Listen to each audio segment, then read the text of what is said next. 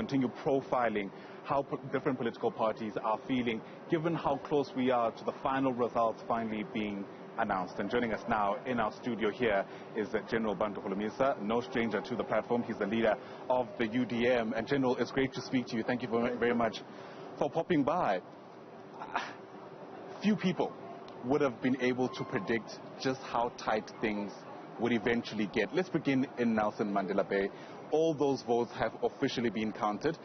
The ANC and the DA neck and neck currently with 39% of the vote. UDM has just over 1% of the vote. It looks like you're going to be playing a kingmaker position once again. Any idea of how you're going to play those cards yet?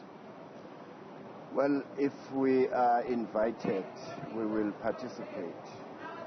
And we have no final position as we speak as to who are we going to partnering with. But I must say that in the last 9 months, the partnership between the UDM and DA under Mayor Ngababanga and Lukolo, our deputy mayor, it has been smooth. And I hope that such a relationship will continue. But if the DA doesn't succeed or the ANC doesn't succeed, I would suggest that both the ANC and DA must have coffee. Let Cyril Ramaphosa call Mama Zille and say, Mama, can we have coffee? Right. Because the voters of Nelson Mandela have given both parties mandate to run their affairs. Why do you want to continue using small parties in order to cross the river? Is this you saying that you've given up on Nelson Mandela Bay? No.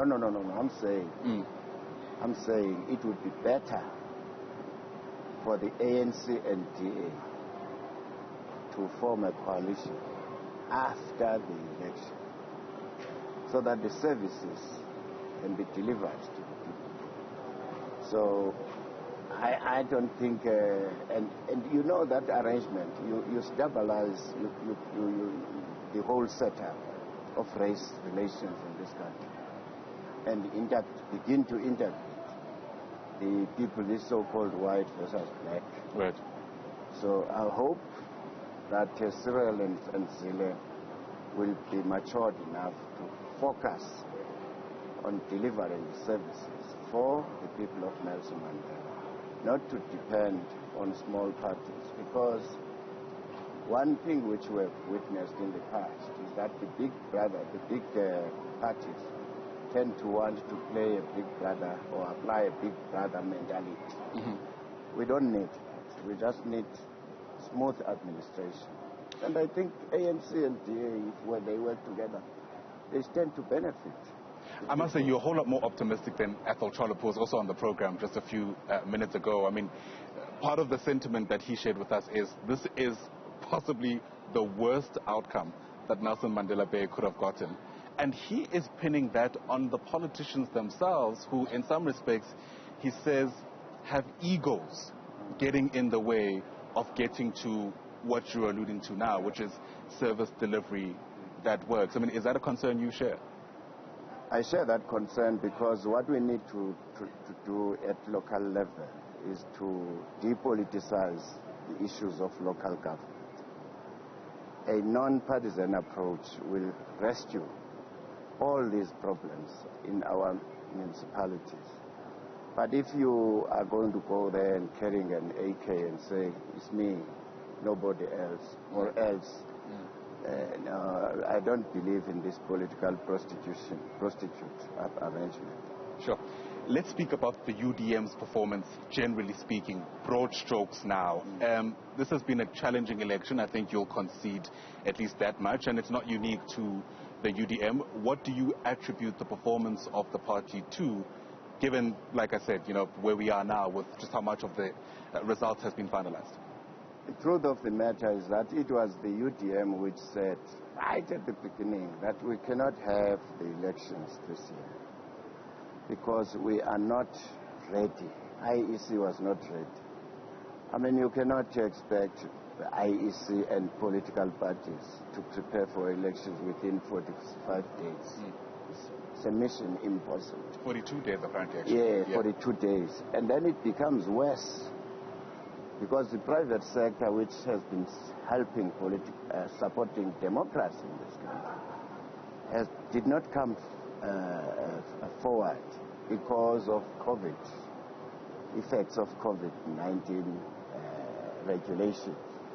So the timing was very bad, and I'm also happy that at least some of us and Zondo Commission, we managed to close the tap for the ruling party. Right. The only party which should have won if they had the guards was the DA, because they got, 15 million from Oppenheimer's. How do you compete with such people? I think we've done well. Sure. That we are still on the screen.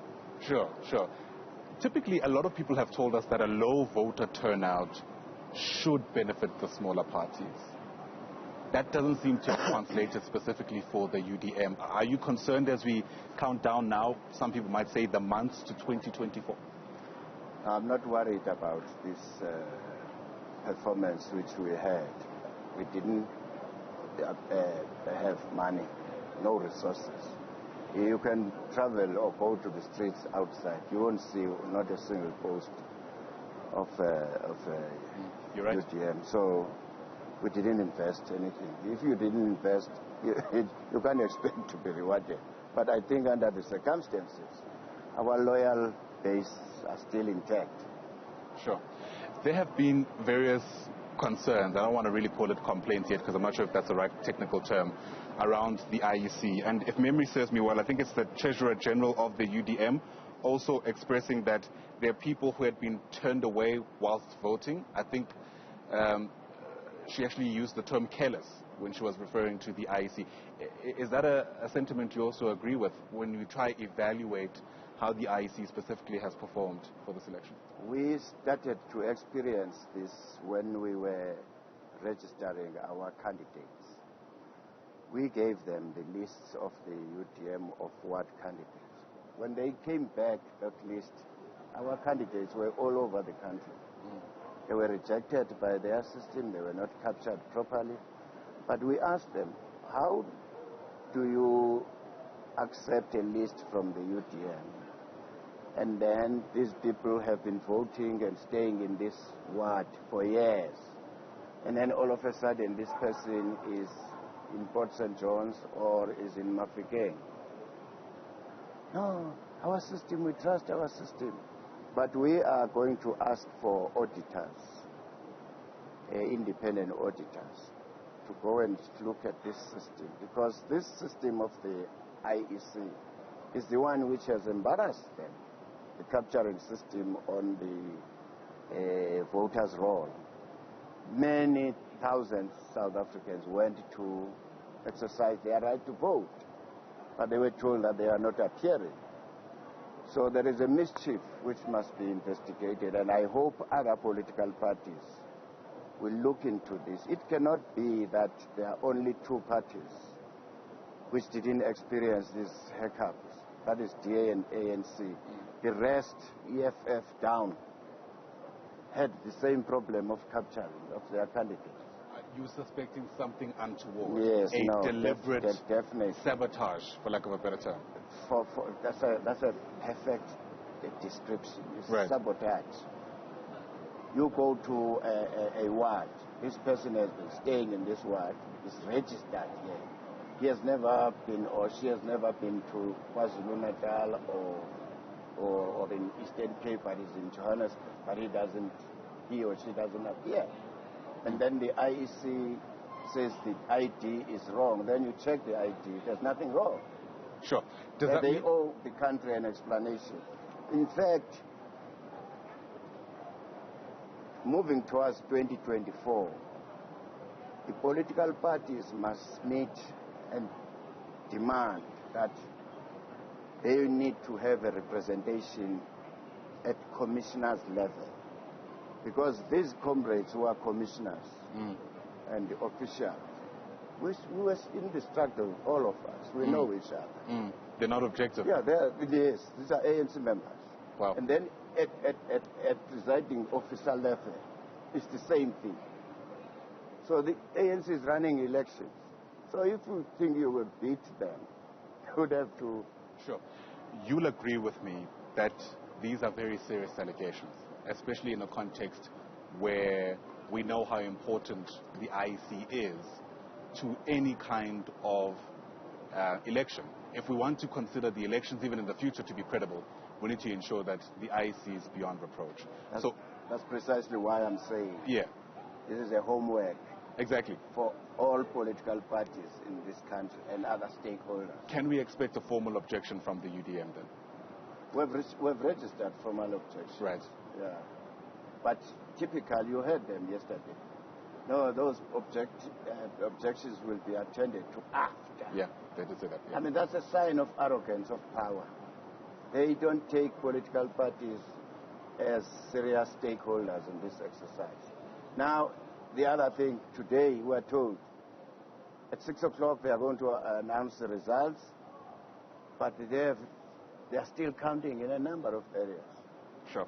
We're going to have to leave it there. There's a whole lot more to unpack. I mean, to be fair, the IEC also clarified yesterday that local government elections, typically you can deal with objections afterwards because you have the benefit of running a by-election if those objections, I beg your pardon, change the outcome of the election itself. You and I clearly have a lot to talk about. I'm hoping we'll have an opportunity to ventilate those issues. But for now, let me thank you for your time. Really do appreciate your popping by. General Bantu Holomisa, the leader of the UDM, unpacking how they're feeling at this moment in time as we count down really to the moments before there's a final declaration around the outcome of the local government elections 2021.